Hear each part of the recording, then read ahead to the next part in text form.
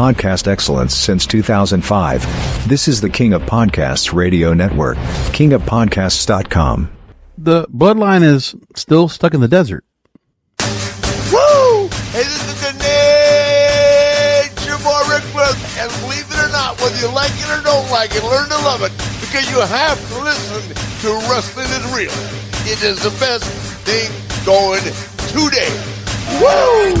The worldwide leader of podcasting excellence, the King of Podcasts Radio Network proudly presents The Wrestling is Real podcast, because wrestling needs us. Welcome to episode 887 of the Wrestling is Real podcast. The Broadcasters podcast is tomorrow. And I'm bringing that up a little bit subconsciously because of the fact that when I look at the program I'm recording tonight, it's the night after Election Day. And the results are out. It's clear. We have a lot of division in this country. We're very clear of that. I'm very apolitical in all this stuff, okay? But I am preparing to do an episode tomorrow on my Broadcasters podcast about the importance of podcasting and how much of an impact it had on the whole political landscape because of how people are getting their information about politics. Well, it's the same way that we've learned for wrestling over these years, right? When I try to think about it, going back as far back as 2005, when I first got into podcasting, and there was already podcasting in for wrestling. We already know that's been a long time in. And in almost 20 years, probably a little bit more, 20 years plus of this here, I maybe even go farther back to 1999 with WCW Live, because that was basically a podcast in itself, even though it was a live stream. You think about it, for 25 years, the tribalism that we've had amongst companies and what we've had here with message boards and social media and everything like that, that has really taken off and has swallowed up the entire wrestling fan base to where they feel like they have autonomy. They have a say. I'm not necessarily happy with any of the bigger companies right now. Like, TNA got a nice Bound for Glory appearance a couple weeks ago. I enjoyed it. That was fun to watch. We just got off of Crown Jewel. I made a quick post show about that. And I want to go make more comments about the Bloodline tonight. I was not happy with that result. But there's a lot to be said about that Crown Jewel appearance. And we know that's going to be the focus again for Survivor Series War Games. Right. They're just assembling the bodies to be put in the match. But the way they're getting there, it's really bad. I don't like it. And the reason I say that is because of experience. As I have said before, I mean, I am so engulfed and so praising the Bloodline. I remember last year into this year, I was praising it like crazy. The lead up to April was wonderful, and you couldn't have done better with that. And that's the thing. The way we had that ending of Roman Reigns and Cody Rhodes at WrestleMania, the way the Bloodline imploded, it was such a great finish, a chef's kiss to that WrestleMania, one of the best WrestleMania endings ever. Arguably, one of the best ever. And then I think, why do we have to extend it? Because I really now have buyer's remorse on seeing the storyline continue. The choices of who was going to be staffed into the new Bloodline, the fact that we're going to keep the Bloodline name and have it move forward. And then the return of the original Bloodline to now feud with the newer Bloodline, the Bastard Bloodline. The ends to a mean, the ends to the means, okay, we're going to get the match, but how we got there, horrible. Horrible storytelling, horrible everything. I haven't liked that at all. But meanwhile, if I look at my comments on the YouTube, people are upset about AEW. It's projection. Now, the fact that I brought up politics, we already know that on both sides of the aisle, okay? In the various opinions there are in politics, there's a lot of mental mind tricks, or you know how they say Vince McMahon has Jedi mind tricks. Well, it's very much like that here. Because when you look at what we had here with what the politics that we had that came out of Election Day, there's a lot of gaslighting, narcissism, projection, all these. It's like a bad boyfriend, a toxic boyfriend, toxic girlfriend. That's what this is. And the toxicity right now, which much like politics is super toxic. It's sludge. Okay. It's like that on wrestling. Wrestling is a toxic environment. And it makes doing a show like this very difficult, especially when I want to stay out of the toxic. I want to stay away from the sewage that is all my fellow podcast wrestling brethren, all the dirt sheets, all the commentators that are out there on X or Instagram or Threads or wherever you are, all the Kick, Twitch streamers, all of you. It's toxic now. It makes it much worse to watch. And then what happens more than anything that I've been upset about that has really been festering all year is now we're at the point, the fact that we have the bookers, the people that book creatively two of the top wrestling shows we have on television. You want to say three brands? Okay. WWE, the AEW, and NXT, if you want to put that as a separate brand, right? And some of the ideas they come up with now with WWE, with NXT, let's just bring back some old names of some old pay-per-views that really bring across some great memory. The 2300 Arena show tonight, I'll bring it up. I wasn't going to watch that. Like, I am not that kind of nostalgic about ECW. I mean, I watched it. I enjoyed it. And so you give a thrill to these older fans that just want to go and have a little taste of that again. That's not going to help the stars. It's not. It's just the house show. It's just a special event. As I said, 2300 Arena, there are a lot of companies that run that arena right now. That's a lot of wrestling people that run out there. This is nothing new. The setup that they had, nothing new. Just because you had the ECW style crowd and you had some older fans that probably kind of stirred things up, or they just wanted to replicate what the ECW arena was. Okay. Go right ahead. But it doesn't matter. It doesn't matter to me. It doesn't matter to anybody else. But what I do know is we have so much now of toxicity. And because the toxicity transcends into recommendations, directives, or temper tantrums, not by necessarily the bookers, but by the fans that have to go ahead and get in here. Remember, a couple of weeks ago, I really did get a lot of people up and at it to comment about Tony Khan triggering the Twitter rage temper tantrum. Now, obviously, some people probably put it together. They might have known that there was a podcaster that was pointed out by Tony Khan because he decided to go and punch down on said podcaster. But it's indicative of why I don't want the wrestling community to have that much of a say into what's going on the television. Be the gauge on what could be better. But for Triple H, Shawn Michaels, and for Tony Khan himself, for them to go ahead and really take umbrage, to really start paying attention to this audience and start thinking their recommendations are better than what they could do themselves, it's wrong. I'm not going to give the autonomy of what I think is supposed to be on TV to that audience. You're listening to a vocal minority. I'm making that very clear. I've said it. I will continue to say it. So a couple weeks ago, I had that. And like I said, I brought up a couple things out of my YouTube feed and people commented about it.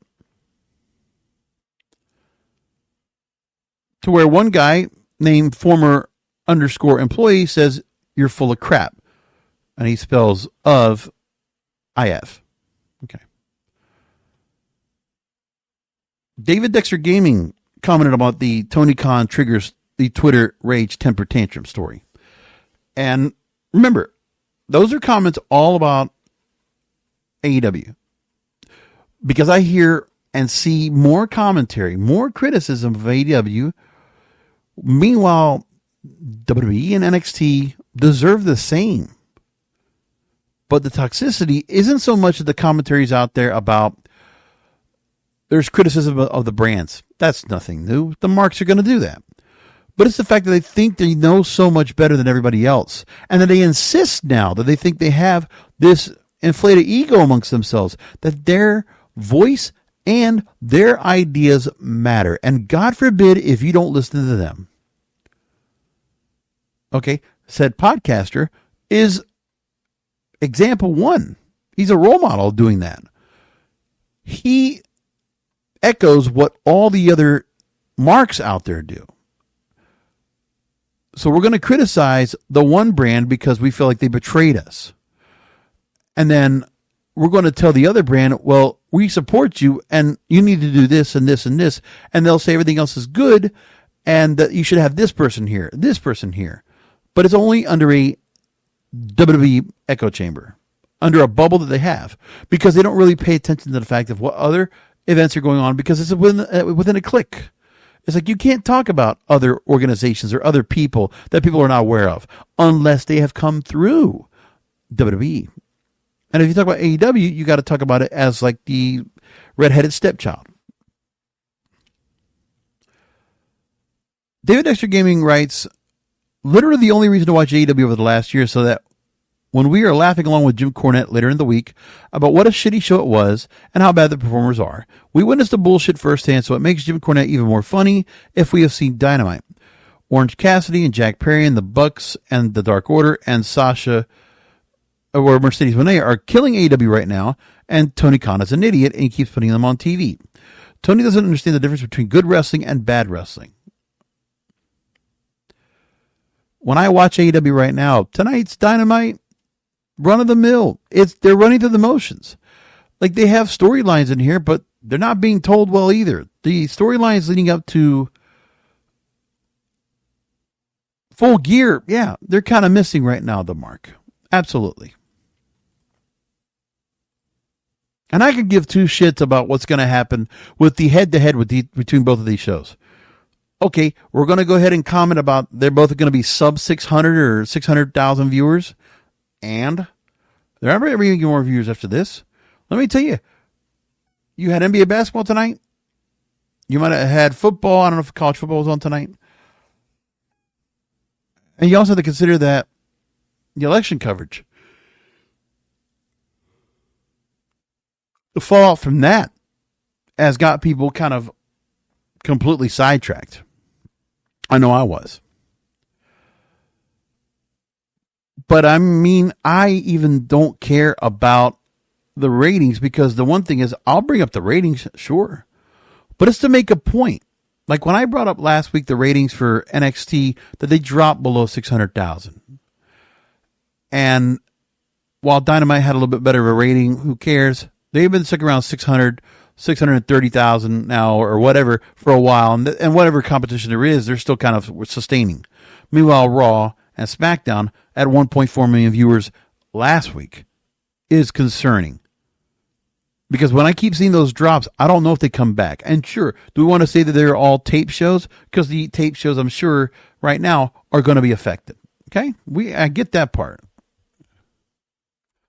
But, I mean, I'm still not enjoying what we're getting here. Like, what we're getting right now in terms of the content, like what we got out of Saudi Arabia, we got 3 days of basic. I mean, really, we got 3 days of basic as hell booking for like house show stuff from them. SmackDown on Friday, 1.428 million viewers. As for Raw, 1.465 million viewers. I'm not going to come about Rampage or Collision for AEW. Okay, whatever. Rampage, 172,000. 349,000 for Collision. That's about atypical for both shows, as a matter of fact. I mean, Rampage, yeah, that doesn't get much of anything, but it's also a lame duck show that's also going away at the end of the year.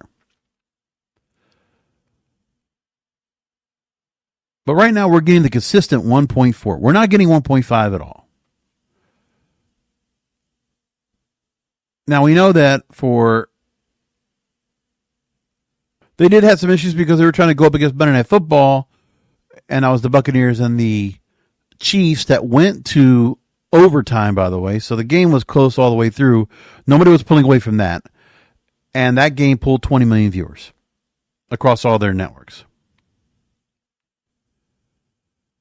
For the year 2024, Raw's ratings are 1.678 million viewers. It's not good. Because see, continuous drop. Story came out that when Netflix gets Raw coming up, they're already starting to push their weight, and verifiably, justifiably so. They need to go ahead and do that. They have already asked, this is according to Fightful, that they want Roman Reigns, Cody Rhodes, and CM Punk on the brand. Move them over. That's not going to be enough. I mean, the mystique of Roman Reigns and the draw that he is. Now he's on TV getting beat down. Clearly, he's been brought down to the level of the other main eventers. Like, Roman Reigns was a top draw, and the fact that he was not there all the time. Now he's out there doing crown jewel tag matches, and they're losing all of them. So we're going to get something to come back where the OG Bloodline is going to win over the new Bloodline at War Games. Is that what the plan is? And bringing Sami Zayn into the mix, most likely to go ahead and work with Jimmy and Jay, who are now still bickering with each other. I don't like the storyline.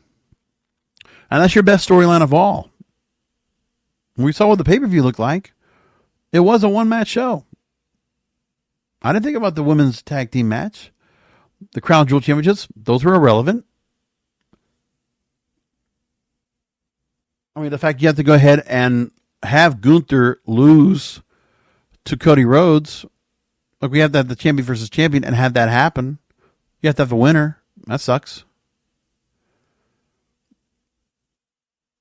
But overall, there's just nothing going on here that I really like. It's like, what are we getting?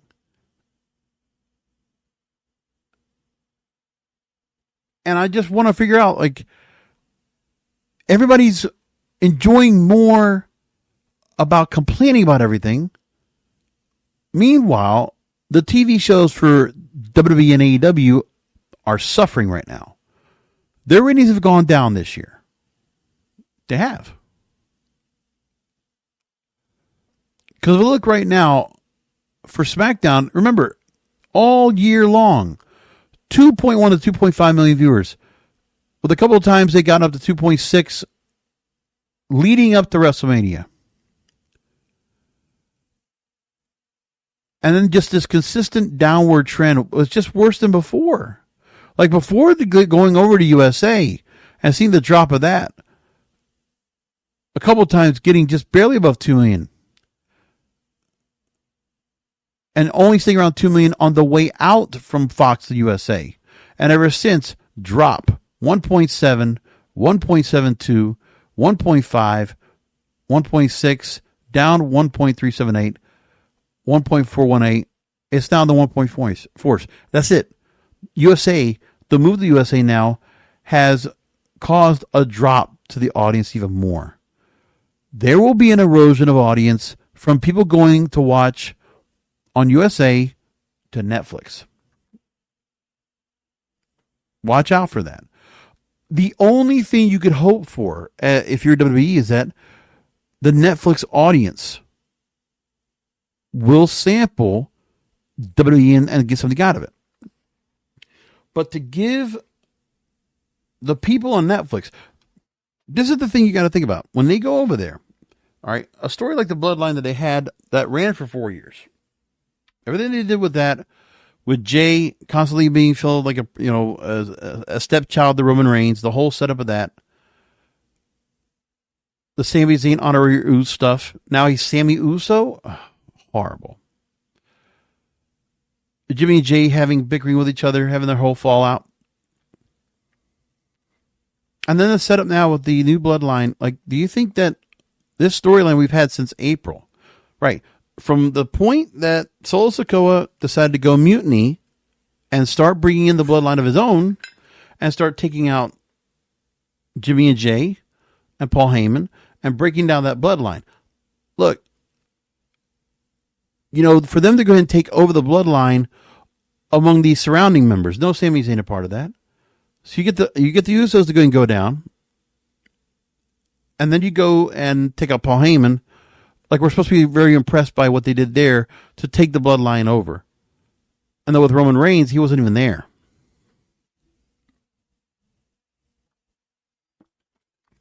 Now that he is here, the Roman Reigns character, the badass that he is, has softened. He is softer now. No longer has the heel persona. I know they want to make him face. That's fine. But to let him go out there and not have the swagger that he had and just feel like he's just running through the motions and just trying to negotiate. Like he's trying to be like the nice guy to get the family together. Like he's like the responsible family member here, trying as the wise man here, doing that. It's like whatever Paul Heyman's weakness was, his groveling, like the weakness that Paul Heyman gave as the wise man, that is now translated over to Roman Reigns. It's like Roman Reigns is unsure of himself. Getting beat down constantly. Then with the Usos getting beat down. And then losing on Saturday afternoon. It just isn't working. None of that's working right. And that's the best storyline you have going into Netflix. And we're getting closer to that date. This right here, I mean, I don't care about the main audience here. Okay, remember, WWE, you need to stop worrying about what these other fans here, these bullying fans right now, the toxicity of your fandom out here. They're going to stick with you no matter what. All right?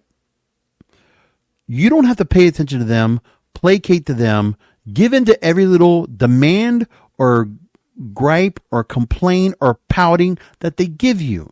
You don't need to give in to their temper tantrums. And Tony Khan as well. You don't need to give in to them either. If they are supposed the WWE fans, they were AEW fans, and they, now they've neglected it. Now they're just poo-pooing it because they're not getting what they want anymore. Because part of it was they feel like with AEW, there was all these new fresh things they had of all these stars they liked. And now they feel like they're not getting used right anymore. Adam Cole's being used poorly. Malachi Black's being used poorly. They should move him. He should leave. Ricky Starks is doing bad. They should leave. Whining, moaning, complaining. I can't stand that shit. NXT, hoping that program is going to really move more into a direction where we can really enjoy that some of the younger stars are going to be somebody that's going to really come in and make a big impact. We had the draft in April. Braun Breaker, Carmelo Hayes, Tiffany Stratton, Kiana James, right? And I mean, some have crashed and burned, and some I just don't feel like they've really gotten much out of. Like Braun Breaker, okay, gave him a belt.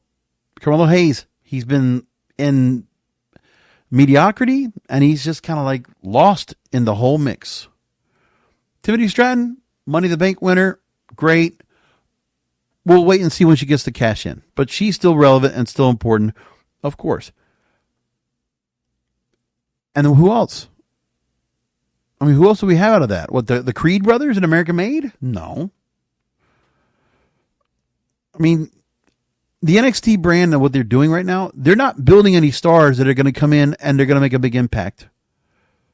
Especially when they're also being allowed to keep their same names, their same gimmicks. Like the main roster, we always have been used to seeing new gimmicks. I'm just being a broken record here and saying the same thing over and over again. But the ratings are still in the pudding. NXT still pulls, this time last year, 700,000 viewers on USA. And remember, when we look across the board and say, okay, NXT's moving their own here, and it's like, but still the struggle for them is the same to go across the board, right? If we look at their audience, and we can go back to last year, right? Or the start of the year. 680 million viewers, or 680,000 viewers, right? Staying around 650 through February, a couple of drop-offs in March, right? Back into the 600,000s, all the way up to WrestleMania, all the way up to Stand and Deliver. After that, a drop-off a little bit. But still, a couple times they get into the 700,000 range, they kind of do something special. And as we know, they stayed around the 600, 700,000 mark all the way up until they get to CW. They get a nice little boost after that, and now drop down with ratings that are lower than before.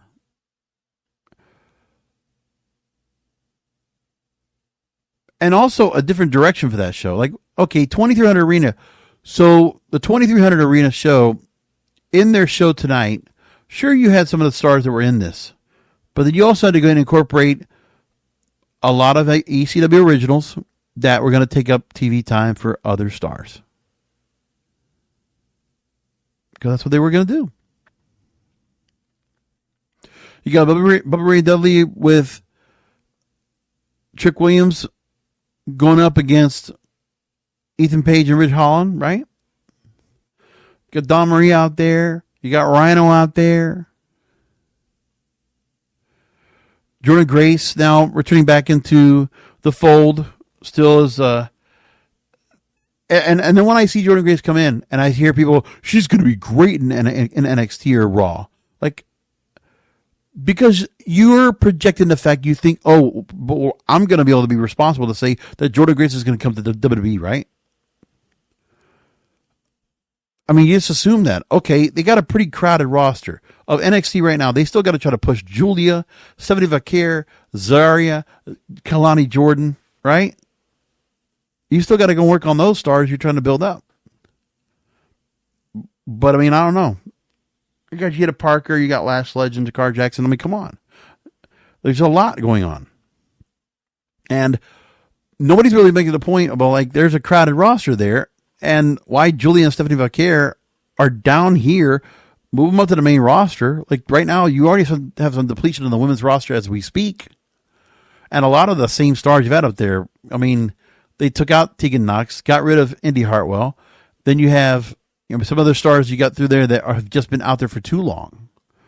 And there's fatigue among some of the stars we have that have been out there for a long time.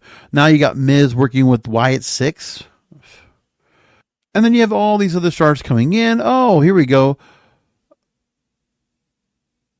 Full-Blooded Italians, FBI coming out. Francie making an appearance. Rob Van Dam making an appearance. And I mean, yeah, might have been fun to watch tonight. But what have we really gone? What are we done right now to move direction? I mean, Ethan Page and Trick Williams are still working with each other. And then you have some of the women's stars that are doing something with somebody, right? Just kind of put them all together, 10 woman tag.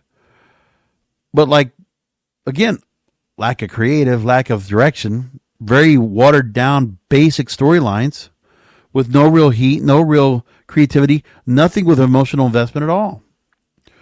But for whatever reason, the bookers from NXT or WWE, they think, oh, well, if they're saying this all about these other things, you're playing, if you're going to listen to the toxic fandom that's out there for both AEW and WWE, right? That wrestling fan right there, they're the lowest common denominator. Remind you of that. So if they're telling you that your storylines are great and they're like the best things since sliced bread, and like these are such creative storylines, I mean, if I go into some of the stuff that's been said out here to comment about, oh, what's so good about what's going on, if I go ahead and give you that, and I have some of the people that want to go ahead and make comments of how good things are, and just say, oh, this is really wonderful, all that was happening right now, it's like everybody is just making comments. Sure, it might, some of the wrestling stars might be happy to go and see some of the things they're saying about it, but like really, when I see some of the commentary that's out here, it's grade level. It's grade level. I'd like to think doing this program here, it's going to be next month. It'll be 12 years doing this. I like to think that I give an intelligent commentary. I'm an older person. I've been watching this for a long time.